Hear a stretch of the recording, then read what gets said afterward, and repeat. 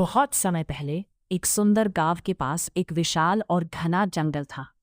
उसी गांव में राहुल नाम का एक छोटा लड़का रहता था। राहुल बहुत दयालु, साहसी और जानवरों से प्यार करने वाला बच्चा था। वो अक्सर जंगल के किनारे जाकर पक्षियों को देखता, हिरणों को दौड़ते हुए निहारता और प्रकृति का आनंद लेता था। एक दिन राहुल जंगल में घूमते घूमते बहुत अंदर चला गया।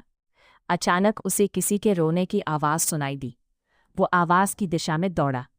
वहां पहुंचकर उसने देखा कि एक छोटा शेर का बच्चा गहरे गड्ढे में गिर गया था। शेर का बच्चा बहुत डरा हुआ था। मजबूत बेले और लकड़ियां इकट्ठी की।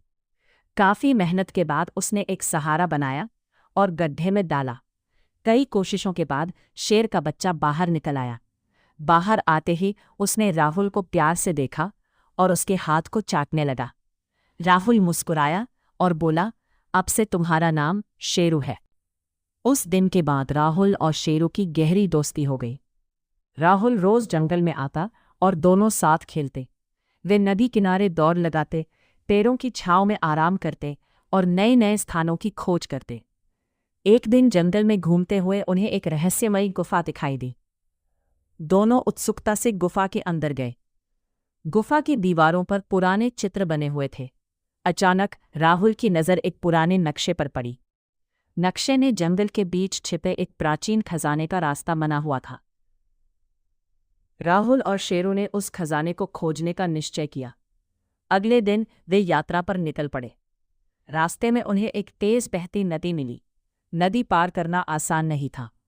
दोनों ने मिलकर एक गिरे हुए पेड़ का उपयोग पुल की तरह किया और सुरक्षित नदी पार कर ली। आगे बढ़ने पर उन्हें एक घायल हिरण मिला। उसके पैर में कांटा चुभा हुआ था।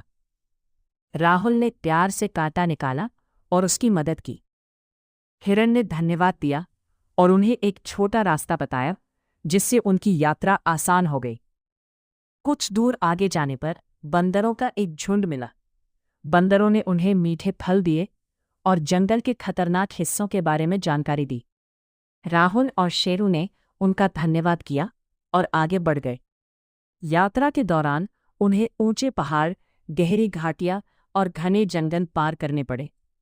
कई बार उन्हें कठिनाइयों का सामना करना पड़ा कि कुछ लालची शिकारी भी उसी खजाने की तलाश में थे। वे जंगल के जानवरों को परेशान कर रहे थे और खजाना अपने लिए लेना चाहते थे। राहुल और शेरू ने उन्हें रोकने का फैसला किया। रात को उन्होंने जंगल के सभी जानवरों की बैठक बुलाई। हाथी, हिरण, बंदर, खरगोश और कई पक्षी वहां पहुंचे। सभी ने मिलकर जंगल को बचाने की योजना बनाई। अगली सुबह जैसे ही शिकारी आगे बढ़े, हाथियों ने रास्ता रोक लिया। बंदरों ने पेड़ों से फल गिराने शुरू कर दिए। पक्षियों ने जोर जोर से आवाज़ें निकालनी शुरू कर दी। अचानक चारों तरफ इतना शोर और हलचल मच गई कि शिकारी घबरा गए। उसी समय शेरों ने इतनी जोरदार दहाड़ लगाई कि पूरा जंगल गूंज उठा। शिकारी डर गए और वहां से भाग निकले। जंगल के सभी जानवर खुशी से झूम उठे। अब रास्ता साफ था। राहुल और शेरू नक्शे के अनुसार आगे बढ़े। आखिरकार उन्हें एक विशाल पत्थर दिखाई दिया। पत्थर के नीचे एक गुप्त दरवाज़ा छिपा था। दोनों ने मिलकर पत्थर हटाया और अंदर गए। अंदर का दृश्य देखकर वे हैरान रह गए। वहां सोने के सिक्के, हीरे, जवाहरात और कई प्राचीन वस्तुएं रखी हुई थी। ये सचमुच एक विशाल खजाना था। राहुल गांव लौटा और गांव वालों को पूरी बात बताई। खजाने का उपयोग स्कूल बनाने, अस्पताल बनाने, कुएं खुदवाने और गरीब लोगों की मदद करने में किया गया। जंगल के जानवरों के लिए भी सुरक्षित